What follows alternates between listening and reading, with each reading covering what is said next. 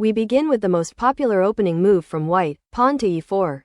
In response, we play knight to c6, which is known as the Nimzowitsch Defense.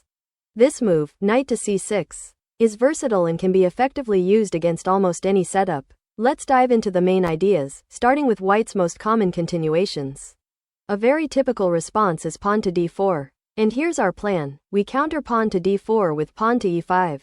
This leads to a position with several possible continuations, which we will explore further in future discussions. For now, let's focus on the most common move from white in this position, pawn to d5. Our strategy here is to play knight to e7, preparing to reroute the knight to g6. From there, we aim to position the knight on f6 as we continue our development. This setup allows us to develop quickly and establish a solid, active position. Now, if we continue following what is popular for white, the next move is pawn to c4.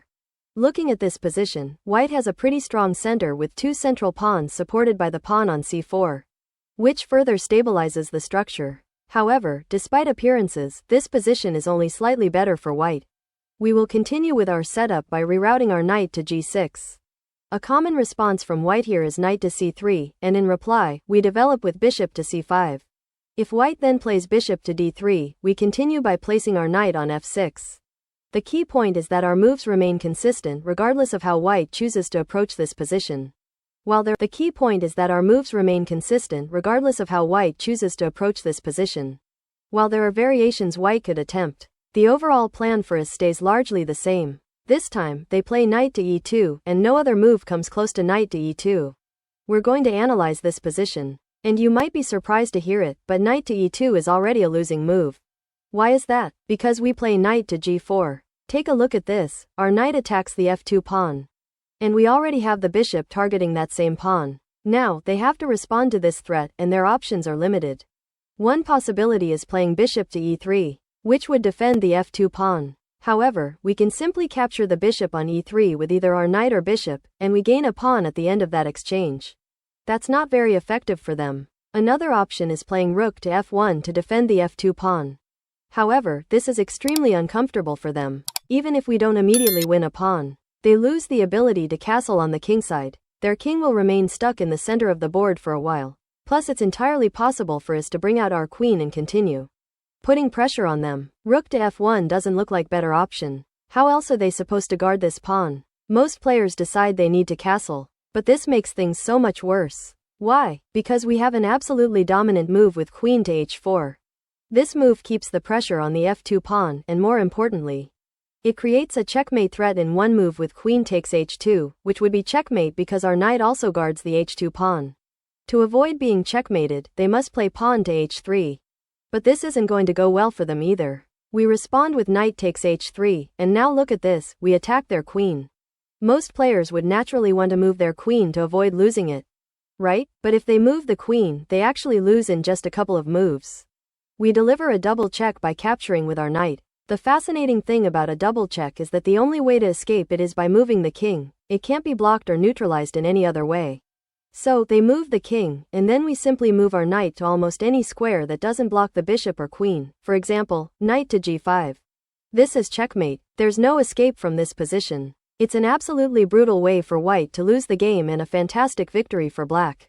Now, going back to where they played queen to c2.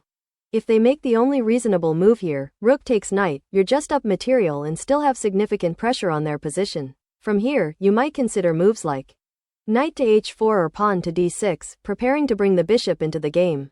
Either way, black achieves total dominance. Let's rewind to the beginning of the game. Of course, it's not guaranteed that it will play out this way, but this sequence is very common, which is why this opening is such an interesting option. It often leads to games where you have a strong attack and a favorable position. Now, if we take it a step further with knight to c6, it's possible that white plays knight to f3 at this point. This somewhat disrupts your plan of playing pawn to e5 since there's no longer a pawn on d4. If white plays knight to f3, you could still choose to play pawn to e5. Or, if you're feeling adventurous, you could opt for pawn to d5. This is the more aggressive option. Ultimately, you just continue playing solid chess and the position remains fine for black. However, most players at this level tend to play pawn to d4, which allows your original plan to unfold. It's incredibly difficult to pass up on the opportunity to control the center with two pawns. So, after establishing that, you play pawn to e5. At this point, your opponent has some options. While not everyone will choose to push their pawn, this is the overwhelmingly popular response you'll see when playing this opening. Once they push, you play the system. Place your knight on e7, planning to move it to g6, bring your bishop to c5, and then develop your other knight to f6. This setup is very comfortable for black and provides a solid foundation.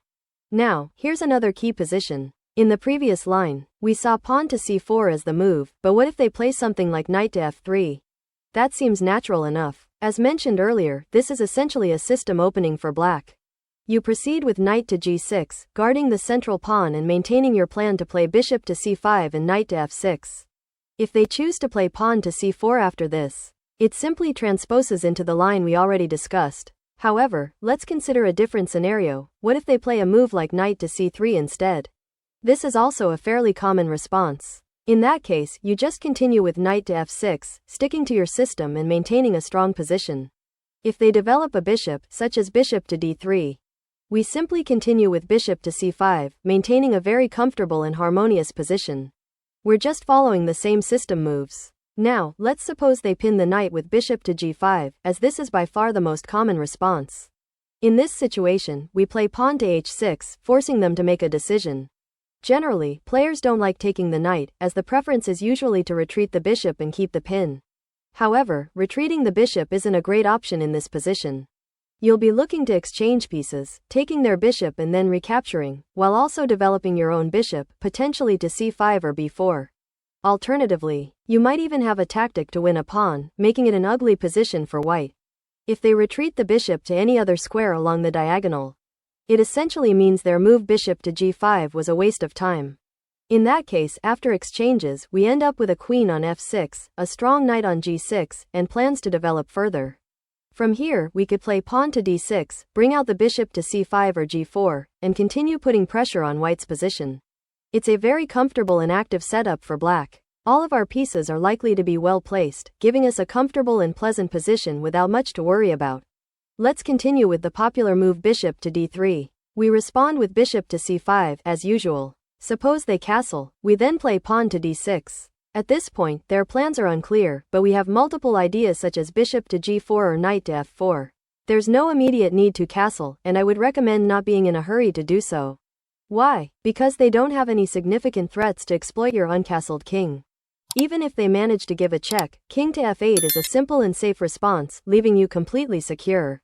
While they lack the ability to mount an attack, we are already setting up for an offensive. Now, let's say they play pawn to a3, which is surprisingly common in this position. We respond with knight to f4. If they follow up with pawn to b4, the main idea behind a3, the natural instinct would be to retreat the bishop, and that's perfectly fine. However, your position is already so strong that even in retreat, you maintain a significant advantage. Due to how your pieces are positioned, there's no need to retreat the bishop. Instead, you have a very strong attacking move, bishop to h3. This is an excellent move. The idea is that if white captures the bishop, you respond with queen to g6, putting them in a very challenging position. If they try to move the king, you play queen to g2, which is checkmate. If they block the check, you simply take the knight. Now they're forced to block again, and you deliver another strong move with knight takes h3, giving a check. They cannot capture the knight because the queen is pinned. At this point, white is forced to move their king out of check, and you follow up by taking their queen. This leaves you in a winning position.